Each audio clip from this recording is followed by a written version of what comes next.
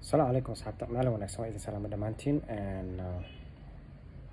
muuqaalkan waxaan uga hadlayaa lean bulking wax loo yaqaano ama qofkii dhuuban oo rabo miisaan nadiif ah inuu isku daro. Horta marka ugu horeysa waxaan ka bilaabayaa problemka ugu badan oo qofka beginnerka uu sameeyo waxaa waaye too much calories inuu cuno qofkii ama wax tiro badan calories badan inuu qaato, taasoo keenaysa miisaan inuu ku darsamo laakiin fat uu raaco.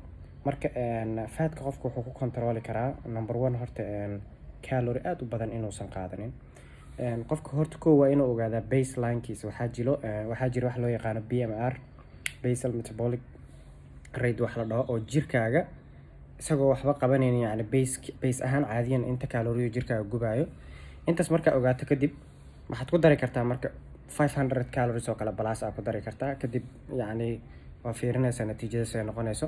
Marka diet model markii la dhaho waxaa recommend gareyn lahaa qofka horta markii uu miisaan kordhis raadinayo carbs badan inuu cuno waayo. Carbska maxaa kamid ah? Bariiska kamid ah, sweet potato kamid ah, baradhada kamid ah, oatska kamid ah. All those things carbs waaye oo sources aad u fiican waaye. Carbska marka waxaa la rabaa carbska sidiisaba waxaa waaye waa shidaal uu jirku isticmaalayo. Marka maalmaha qofka uu train gareynayo training dayska carbs badan inuu qaataa loo baahan yahay. Markaas boqolkiiba 50 kamid ah dietkaaga carbs ha ka imaadaan, 30 ha ka imaado protein, 20 kalena healthy fats ku dhamaystir. Waa maalmaha training dayska aad sameynaysid. Waxaa jira marka maalmo qofka uu nasanayo resting days ah. Tusaale kale adoo hadda maanta meel aadaynin, gaariga isticmaalaynin, it doesn't make sense inaad shidaal intaa ka buuxiso guriga iska dhigto, macna ma sameynayso. Marka maalmaha rest dayska waxaa recommend gareynayaa qofka carbskiisa iyo badanin. Maalmaha aad nasanaysid carbohydrate-ka aad ha u badsanin because jirkaaga markaas fuelkii ma isticmaalayo, shidaalkii ma gubayo. Maalmahaas proteinka iyo healthy fatska sare u qaad, carbska hoos u soo dhig. So carbska maximum 20% ama 30% ka dhig, inta kale kusoo buuxi proteinki 40% protein 40% healthy fats ka dhig.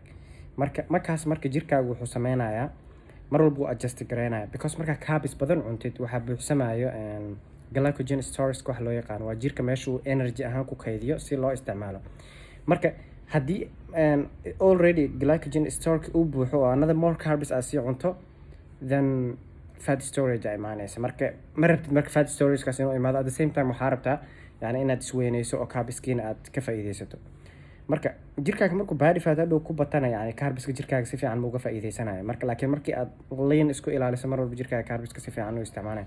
Marka taasaa recommend gareyn lahaa haddii aad lean bulking sameynaysid, that's great idea. Yani carbskaaga sare u qaad maalmaha train gareynaysid, maalmaha aad nasanaysid carbskaaga yaree, more protein and more healthy fats.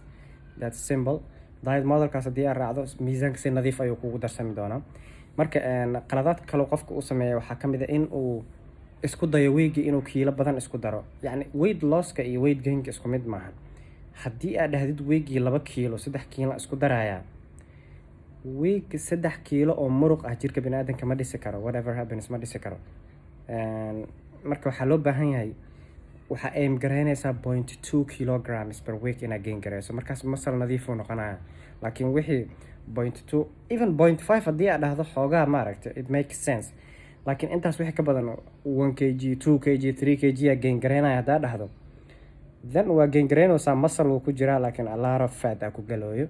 Fatkaasoo hadhowna yani jirkaaga shapekiisa qarin doono, murqihii separationkoodii wixii dhan qarin doono oo unwanted fat kugu darsami doonto. Marka taasaa laga fikiro lean bulking strategy qaabkaas la isticmaalo. Guys, waxaan rajeynayaa videogan in wax idinka anfacay. Another one waxaan uga soo hadli doonaa qofka asagana oo weight loss ka sameynayo, yani asoo muscle gain sameynayo haddana weight loss oo ku sameyn karaa si uusan aad ugu dhamaanin, so isku ilaalin karaa. Mar kale ka hadli doonaa ayadana. See you guys.